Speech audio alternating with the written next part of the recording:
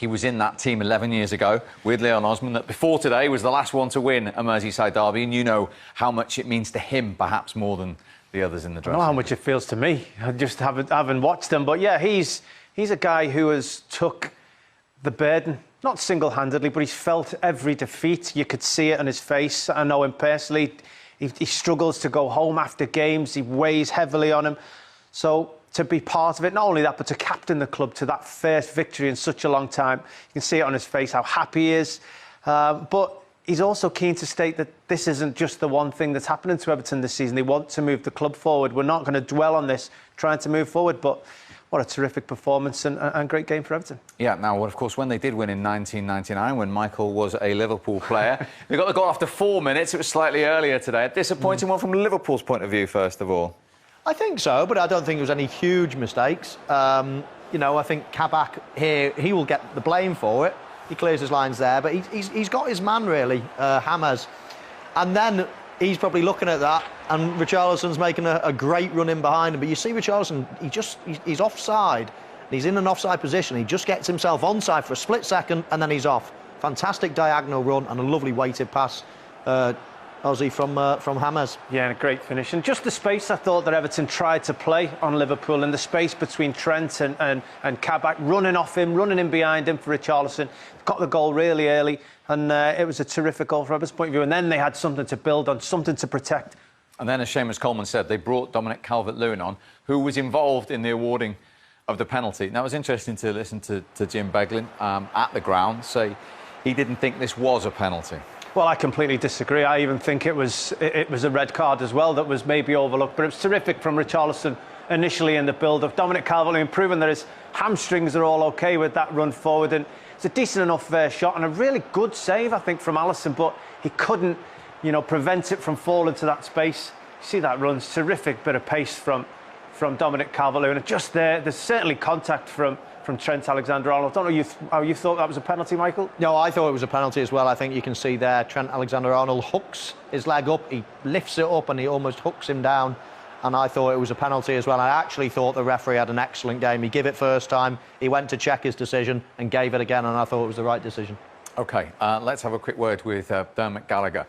First of all, Dermot, to check that you agree with Leon and Michael, that you felt that was a penalty? Really, really well. As Michael says, he hooks his leg up. Leon said, you know, he thought it was a penalty straight away. He thought it may have been a red card. I think both of them, yeah, I'm in agreement with the penalty. Now, what about a potential red card for Trent Alexander-Arnold here? Amazing how you change your mind in life, Steve. My gut reaction, as everyone would tell you, up in our office, I said red card. I looked at it again, and that's when I suddenly see Phillips alongside Alisson there, I changed my mind. I was talking to Leon, and having seen it now, Leon made a really good point of, even if he's there, once he's past Alisson, he can roll it in the net. Phillips has got no hands. But when you look at it, when the foul occurs, Phillips is actually behind Trent Alexander, so he wouldn't have caught him. So I think, at the time, I can understand why the referee didn't think it was a red card. With the analysis that we've got on these video pictures, I think, as you watch it run out here, you see there Trent Alexander with Calvert-Lewin. There's the slide, there's the hook, and Phillips is behind him. So as Leon says, even looking at that, it's going to be a red card. Even if Phillips had got back to this position here, it still would have been a red card for me because, as Leon said, there's only one man, Alisson's on the ground, and he would roll it into the net. Yeah, perhaps not today, but that for Liverpool's fortunate in terms of a suspension for Alexander-Arnold. It certainly is, yeah. I mean, Calvert-Lewin was about to tap it into an empty net, so he definitely prevented a goal-scoring opportunity. We also must mention Nat Phillips in the build-up to that poor mistake, trying to nick the ball in front of Richarlison, who's a big, strong lad himself. Sometimes you just have to let the attacking player have the ball. But yeah, I totally agree with Dermot and Leon. I thought it was a penalty, and possibly Liverpool got lucky without getting a red card. Thanks, Derm. And then, of course, lifelong Evertonian Gylfi Sigurdsson is so reliable from the spot, isn't he? He has become reliable, yeah. He had a spell where he missed a couple, but, you know, last few he's been very assured. He looks at the goalkeeper and look at the happiness, relief. He's felt the weight, I think, of that penalty, standing up and taking it, knowing how crucial it was in the lives of Evertonians, with it being such a long time since that victory. But delighted to see it go into the back of the goal. Now You said to us before the game you were fed up of talking the talk before these derbies and not delivering. So what does it mean now to finally have done it? Yeah, it's an amazing feeling, you know, coming here all the years and kind of letting ourselves down, but more importantly letting the blue side of the city down. You know, it's been hard. You know, you can put a face on it and try and brush it off, but you know it does when you're.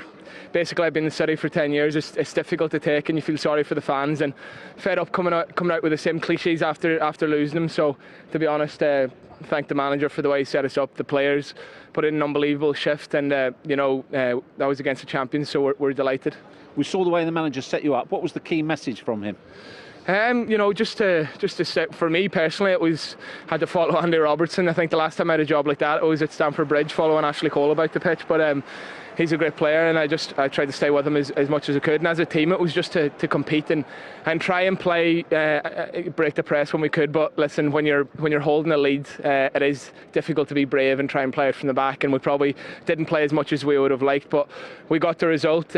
Dominic came on and made a difference, and I think for us now, move on from it as quick as possible, because it can't just be a celebration for this. We need to start moving the football club forward, and that goes back to like the likes of Fulham at home and West Ham at home. That's where we need to start being better all round. You say difficult to be brave when you had the lead. Also in the back of your mind, you've not won here for so long. That's pressure in itself.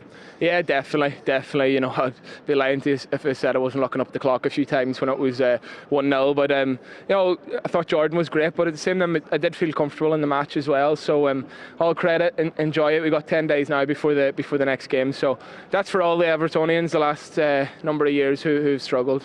Well, the only thing that capped today for you, if that head had gone in at the Kop end. I know. You know, I just wanted to get contact on the ball, and I thought Alisson made a great save. Maybe it's a bad miss, but it's a great ball from Lucas, great run. But I thought that would have been the goal, but it wasn't to be. And you know, 2-0. I'm happy. It's a fabulous win. Thanks, Seamus. Well done, Jeff. So we are 3 down on this Saturday. We still have a huge game at the bottom to come at Craven Cottage between Fulham and Sheffield United. It all began, of course, on Friday with that win for Wolves. A point for Thomas Tuchel coming from behind against Southampton to begin the day. 0-0. 10 men, West Bromwich Albion get a point at Burnley. 2-0 to Everton. There'll be screenshots of that all round the world. They have waited so long, Everton, to be on the day the top team in Merseyside. And look at the fixtures tomorrow. Huge games wherever you look. It begins with Spurs at West Ham, Leicester Villa, Arsenal, Manchester City and Manchester United against fourth from bottom Newcastle. Then on Monday, Brighton welcome Crystal Palace, and on Tuesday, Southampton go to Ellen Road. So just a reminder as well, Everton, not just because of the bragging rights, not because of the pride, they are level on points with the champions Liverpool, 40 points, and Everton have a game in hand. That's away on Aston Villa, who themselves are now 2 games in hand, 1 place and 4 points behind them. City, of course, as I say, play Arsenal tomorrow. Manchester United play then as well, and Leicester. Chelsea in 4th with 43 points after that 1 point at St Mary's earlier on. Fulham up next, a must-win against the bottom club Sheffield United. If they do win, they take that advantage to just 3 points before Newcastle play at Old Trafford tomorrow evening.